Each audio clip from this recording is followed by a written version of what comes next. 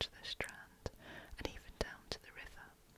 A nest of 17th and 18th century streets, courts and alleys with an evil reputation.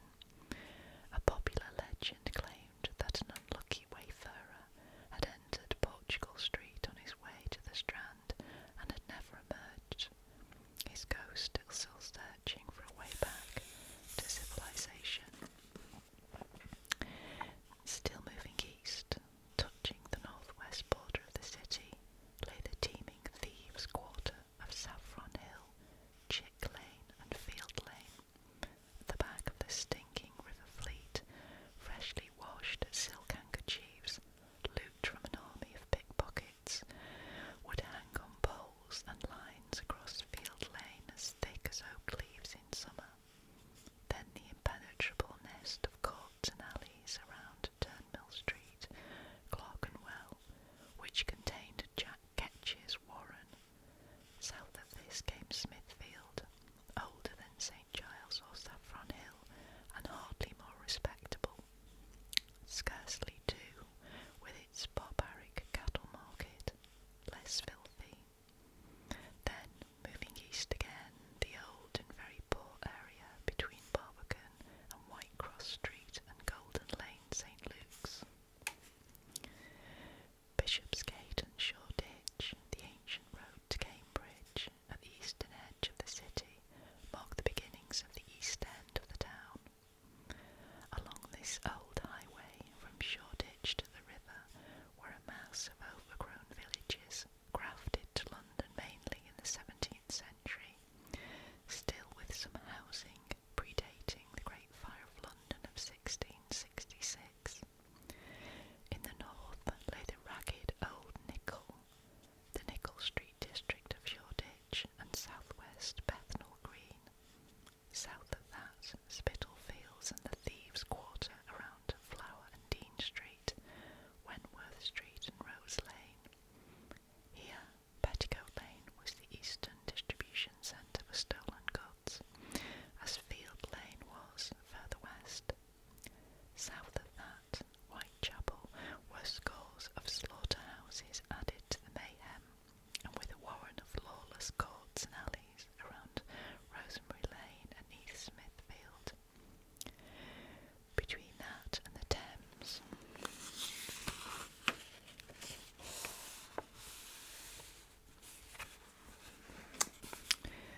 was squeezed the poor river plunderous district of St. Catherine's by the Tower, and east from here along the river to the marshes of the Isle of Dogs stretched the sailors' towns that had edged out from London with the growth of the port from Elizabeth's time. Wapping on the foreshore, Ratcliffe to the north of that, and Shadwell to the east. South of the river, London was many times smaller than on the great north bank. In the east lay the wharfside district of Redriff or Rotherhithe, which, though straggling eastwards, clung tightly to the river. West of that were Horsley Down and Bermondsey, where an inlet of the river at St. Saviour's Dock brought a tidal flow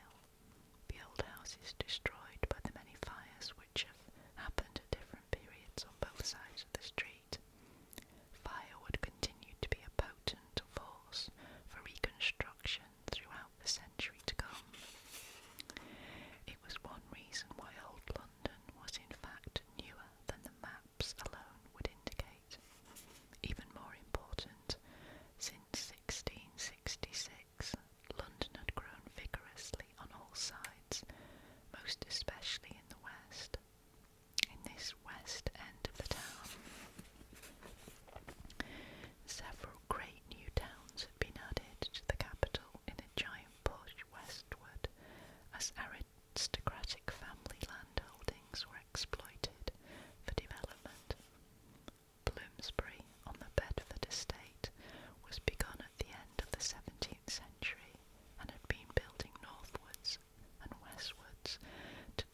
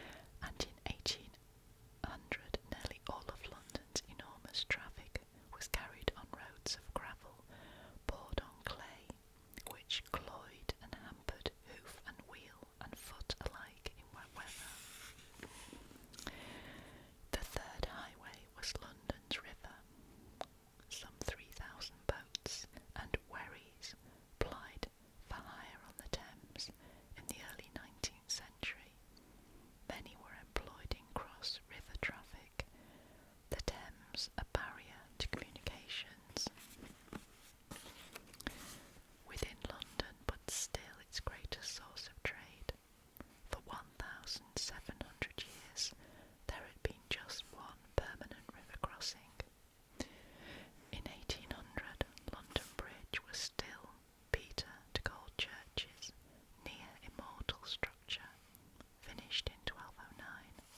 The massive piers of his bridge, 18 after one was removed in 1758 to 60, so held back the tidal flow that the difference in water level between one side of the bridge and the other was some 5 feet. Shooting the rapids of London Bridge was a thrill for even time-served watermen and certainly their passengers. Every year people died doing it. 4 sailors drowned out of 6 when a cutter was down in August 1811, for instance. George Borrow, fresh from Norfolk, watched a small boat shoot the bridge. The boatman, a true boatman of cocaine that is, elevating one of his sculls in triumph, the man hallooing, and the woman, a true Englishwoman,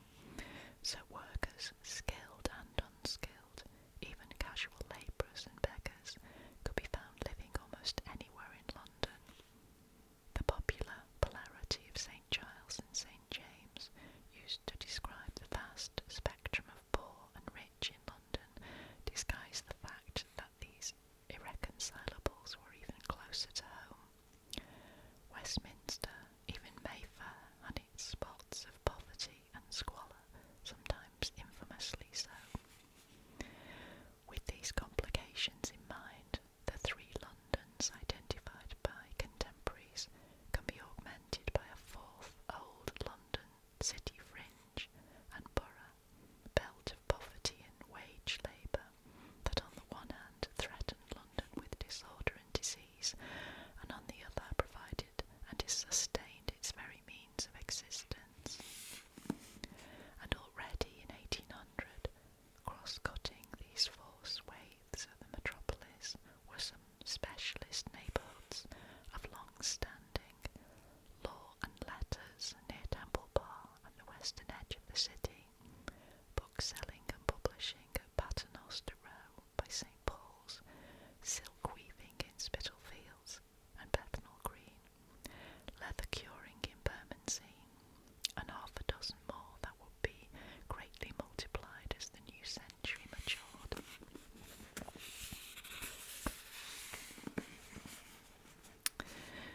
Despite its complexity, and compared with what was to come, London was a small city in 1800. It was some 5 miles from Hyde Park Corner to Wapping, just over 2 from Sadler's Wells, Clerkenwell, to the Obelisk in St. George's Fields, Southwark. So this was a walkable city, even though it's 60 squares, 8,000 streets and unaccountable courts and alleys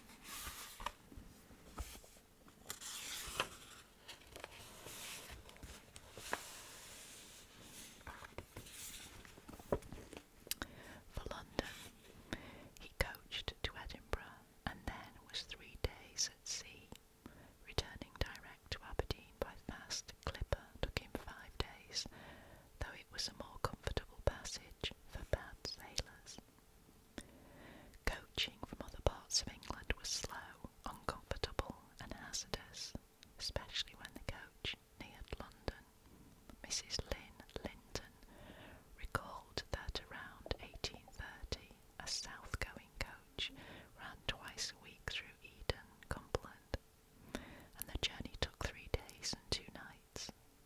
Dover was an 11-hour trip around 1815, and express to Exeter took 25 hours. Even so, the volume of traffic was extensive. There were over 400 coaches from London, most leaving daily to all parts of the nation. As they returned, approaching London, the numbers of passengers swamped the coaches available. It is not unusual, it was reported in 1806, to see 10 on the roof, 3 on the box, besides the driver, 4 behind on what is called the gammon board, and 6 on the dickey or chair. In all, often above thrice the number intended to be allowed. When the Croydon coach overturned that year, with 16 outside passengers, 2 were killed and several injured. When visitors reached the metropolis, they were generally amazed by what they saw. Its size stunned them, and so did the grandeur and immensity of its great buildings. A first view of St. Paul's overwhelmed us with awe, and I did not at that time imagine that the sense of magnitude could be more deeply impressed. The city street lighting by oil lamps had a most striking effect, particularly at a distance and to strangers.